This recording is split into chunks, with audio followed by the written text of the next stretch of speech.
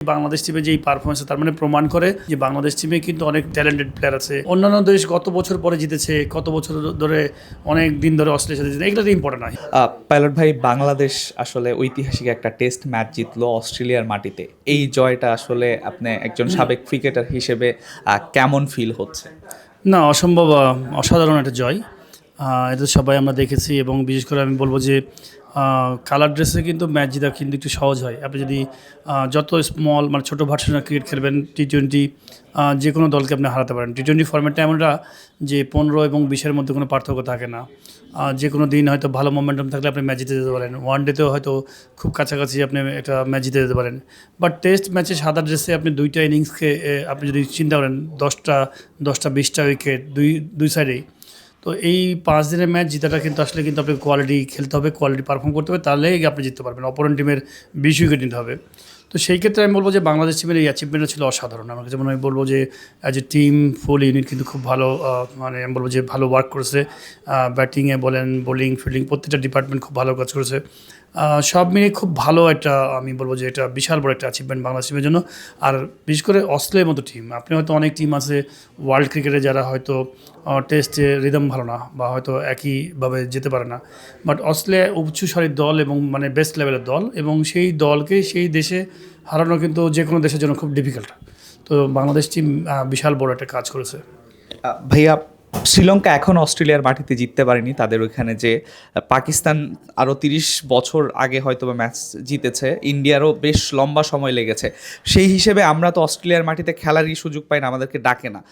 আমরা গেলাম 23 বছর পর, যেই একটা ম্যাচ জিতে ফেললাম।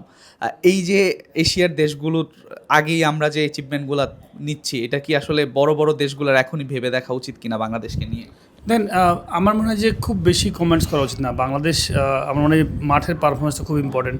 আমরা বাইরে কিন্তু অনেকেই সাধারণ জনগণ, মিডিয়া অনেক হাইপ তৈরি করে ফেলি, অনেক কিছু করে ফেলি, বাট আমার মনে হয় যে আমাদের মাঠের পারফরমেন্সকেই আস্তে করে ডেভেলপ করতে হবে।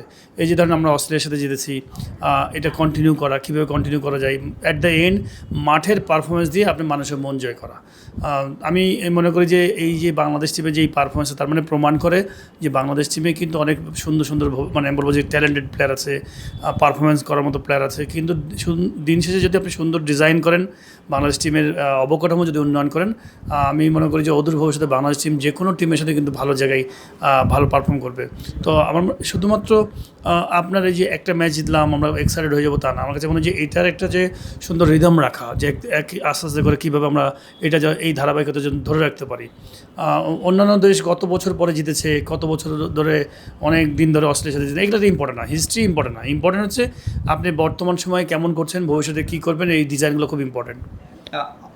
অস্ট্রেলিয়া, ইংল্যান্ড বা ভারত যেই বড় দলগুলো আছে আইসিসির, তাদেরকে আসলে বাংলাদেশকে নিয়ে মানে একটু বেশি সুযোগ দেওয়া উচিত কিনা, বা এখন এই হারের পর অস্ট্রেলিয়া বাংলাদেশের কাছে বাংলাদেশকে নিয়ে ভাববে কিনা এবং আরও খেলতে ডাকবে কিনা, কি মনে হয়? দেখেন, এখানে কিন্তু বাণিজ্যিক একটা ব্যাপার থাকে। ধরেন বাণিজ্যিক ব্যাপার বলতে বোঝাচ্ছে যে বাংলাদেশ বাণিজ্যিকভাবে কিন্তু একটা বড় টিম। আমি আপনাকে বলবো যে বিকজ হচ্ছে আপনি ওয়ার্ল্ড ওয়াইড যদি দেখেন, ম্যান পাওয়ারের কথা যদি চিন্তা করেন, ইন্ডিয়ার একটা বিশাল বড় একটা মার্কেটের জন্য, মানে গোটা ওয়ার্ল্ড স্পোর্টস মানে ক্রিকেটে যদি বলেন, আইসিসির টুর্নামেন্টগুলো দেখলে বুঝতে পারবেন যে ইন্ডিয়া কতখানি আধিপত্য রাখে বিকজ অফ মার্কেটিংয়ের জন্য। সেই ক্ষেত্রে পাকিস্তানের বিশাল বড় একটা ভূমিকা আছে, বাংলাদেশের অনেক বড় ভূমিকা আছে। বাদবাকি কিন্তু টিমগুলো কিন্তু তেমন বড় সাপোর্টিং টিম না। অস্ট্রেলিয়াতে বেশি মানে মানুষ খেলা দেখে না, নিউজিল্যান্ডে বেশি মানুষ খেলা ফলো করে না, ইংল্যান্ডেও তেমন বেশি খেলা ফলো করে না। সেদিক দিয়ে বাণিজ্যিকভাবে কিন্তু বাংলাদেশ অনেক বড় একটা টিম আমি বলবো। আর সাথে যদি পারফরমেন্স, মাঠের পারফরমেন্সও যদি আপনি ইম্প্রুভ করেন, আমি শিওর যে প্রত্যেকটা টিমই তখন আপনাকে কিন্তু সবাই ডাকবে। মাঠের পারফরমেন্সও কিন্তু খুব ইম্পর্টেন্ট। শুধু বাণিজ্যিকভাবে আপনি ভালো হলেন আর মাঠের পারফরমেন্স যদি জিরো হয়, আলটিমেটলি ওই দেশের মানুষ তো আপনি খেলা দেখবে না। ধরেন অস্ট্রেলিয়া বলেন, নিউজিল্যান্ড বলেন, ইংল্যান্ড বলেন, তো মাঠের পারফরমেন্সও যদি ভালো হয়, সাথে আপনি বাণিজ্যিকভাবে আপনি অলরেডি এগিয়ে আছেন, তাহলে কিন্তু এমনিই অটোমেটিকলি আপনার খেলার সব টিমই তখন ডাকবে। তো আমার কাছে মনে হয় যে পারফরমেন্সটা করেছে বাংলাদেশকে অনেক দূর এগিয়ে নেবে। আশা করি ভবিষ্যতে যে খেলাগুলো আছে এই খেলাগুলোকে যদি এভাবে কন্টিনিউ করতে পারে, আমি দেখবেন যে শিওর যে বাংলাদেশ টিমকে সবাই রেগুলার ধারাবাহিকভাবে ডাকছে। ভাইয়া, আমাদের Nahid Rana premium fast bowler অস্ট্রেলিয়ার মাটিতে খেলবে, এটা দেখার জন্য সবাই মুখিয়ে ছিল। ইনফ্যাক্ট বড় বড় কমেন্টেটররাও বলছিল নাহিদ রানা যখন অস্ট্রেলিয়ার মাটিতে পেস বোলিং করবে দেখতে খুবই অন্যরকম লাগবে। সেটা যেহেতু হয়নি, অস্ট্রেলিয়ার সাথে টেস্ট ম্যাচটাতে একটা শঙ্কা ছিল যে আসলে বাংলাদেশ ফুল স্ট্রেংথের টিমটা নেই, সেই ক্ষেত্রে ভালো করবে কিনা। কিন্তু আমরা দেখলাম যে পুরো 3টা দিন পুরোভাবে ডমিনেট করলো, সব কটা সেশনেই বাংলাদেশ জিতলো এবং হাসান মাহমুদ এবং বাংলাদেশের পেস ইউনিট, তানজিদ তামিমের সেঞ্চুরি, ওভারঅল আসলে বাংলাদেশের ওই ম্যাচটাকে এবং প্লেয়ারদেরকে কিভাবে রেট করবে? দেন আমার মনে হয় যে যে যার দায়িত্বগুলো খুব ভালো মতো করেছে। আমি বলবো যে তানজিদ তামিম যে ব্যাটিংটা করেছে, ব্যাটসম্যানদের কিন্তু কনফিডেন্সটা বিল্ড আপ করে দিয়েছে। সে সেঞ্চুরি করেছে, কিন্তু পরের যে ব্যাটসম্যানগুলো থাকে টিমের, সেই ব্যাটসম্যানগুলো কিন্তু কনফিডেন্সটা বিল্ড আপ করেছে যে সে সুন্দর শটস খেলছে এবং রান করে গেছে, সেঞ্চুরি করে গেছে। শান্ত ভালো ব্যাটিং করেছে। মিরাজ কিন্তু খুব সুন্দর একটা মানে আমি বলবো যে কন্ট্রিবিউট করেছে রানের যে এটা। ফার্স্ট ইনিংসে যখন একটা বড় লিড হয়ে গেছে তখন কিন্তু মানে টিমের জন্য একটু সুবিধা হয়ে গেছে। এবং সাথে সাথে বোলিং ডিপার্টমেন্টে আমি বলবো যে হাসান কিন্তু চমৎকার বোলিং করেছে এবং যে জায়গায় বল করা উচিত, মানে এটা তো সব কমেন্টেটাররা বলছে, গোটা দুনিয়ার মানুষ বলছে যে একটা বোলারের যে জায়গায় লাইন হওয়া উচিত ঠিক ওরকম জায়গায় বল করেছে, চমৎকার জায়গায়।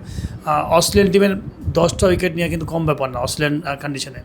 তো আমাদের বোলাররা খুবই ভালো বল করেছে, তাসকিন ভালো বল করেছে, মিরাজ সেকেন্ড ইনিংসে যে খুব ভালো বল করেছে। তো ওভারঅল টিম অ্যাফোর্ড, একটা টিমের তো ধরেন 11 জন প্লেয়ার খেলে, 11 জন প্লেয়ারই কিন্তু আলটিমেটলি পারফর্ম করে না, করে হয়তো ওখান থেকে 3 জন 4 জন 2 জন হয়তো পারফর্ম করে একটা টিমের মধ্যে, কিন্তু সবার সাপোর্ট লাগে, সমন্বয়ের সাপোর্ট লাগে। তো অন্যান্য সবাই কিন্তু মোটামুটি সাপোর্ট দিচ্ছে, আর বাদবাকি কয়েকজন আমি বলবো যে তানজিদ তামিম, হাসান এবং মিরাজ, শান্ত, এদের যে মানে কন্ট্রিবিউশন, এই কন্ট্রিবিউশনে ম্যাচটা বেরিয়ে গেছে। তো সব কিছু মিলে আমি বলবো যে চমৎকার পারফরমেন্স। এই পারফরমেন্সটা আসলে আমার যদি বলেন, আমাকে যদি জাজ করতে বলেন, আমি বলবো যে বাংলাদেশের বড় একটা অ্যাচিভমেন্টের মধ্যে অ্যাচিভমেন্ট। আমি বলবো যে 1 নম্বরও হয়তো এটা হতে পারে, বিকজ আমরা কিন্তু অনেক ট্রফি জিতেছি, অনেক হয়তো ম্যাচ জিতে, কালার ড্রেসে ম্যাচ জিতা, টেস্ট ম্যাচে কিন্তু অস্ট্রেলিয়াতে জিতা অনেক পার্থক্য। আমি বলবো যে এটা বিশাল বড় একটা ম্যাচ জিতেছি আমরা। ভাইয়া একটু দ্বিতীয় টেস্টের কথায় আসতে চাই। আর একদিন পরেই হয়তো বা ম্যাকায় টেস্টটা শুরু হচ্ছে।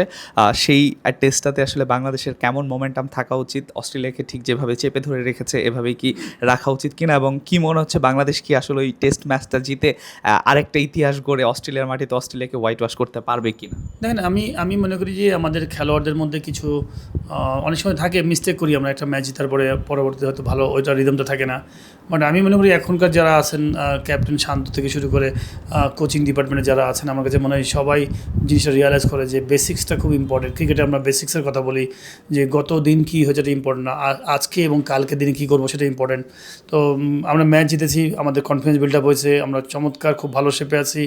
অস্ট্রেলিয়াও চিন্তা করবে, ব্যাকফুট আছে তাদের, কিছুটা হলেও কিন্তু তাদের একটু হলেও মানসিকভাবে কিন্তু ঘাটতি আছেই, মেন্টালি একটু আপসেট আছেই।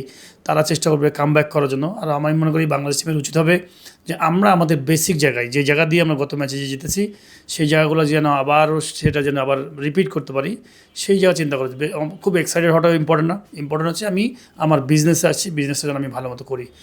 আগামী যে খেলাটা আছে সেই খেলাটা যেন আমরা ফুললি যেভাবে লাস্ট ম্যাচ খেলেছি ঠিক ওইভাবে মনোযোগ দিয়ে যেন আমরা প্রত্যেকটা দিন সেশন বাই সেশন আমরা যেন ভালো বিল্ড আপ করতে পারি।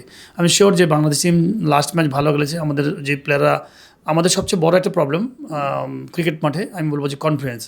তো এইরকম ম্যাচ যখন আপনি জিতবেন, অস্ট্রেলিয়ার সাথে ম্যাচ এরকম জিতবেন বা বড় বড় টিমের সাথে জিতবেন, আপনাকে কিন্তু কনফিডেন্সটাই আলাদা তৈরি করে দেবে। আপনি এখন কিন্তু আপনি দেখেন তামিম 100 মারতে পারে যদি অস্ট্রেলিয়ার সাথে এগেনস্ট অস্ট্রেলিয়া, এবং অস্ট্রেলিয়াতে তাহলে আপনি আরও 4-5 জন ব্যাটসম্যান সিরিয়াল আছে, then Mushfiq quality batsman, Shanto quality batsman, Mominul quality batsman, সবার কাছে কিন্তু আপনি 100 আশা করতেই পারেন এখন কিন্তু।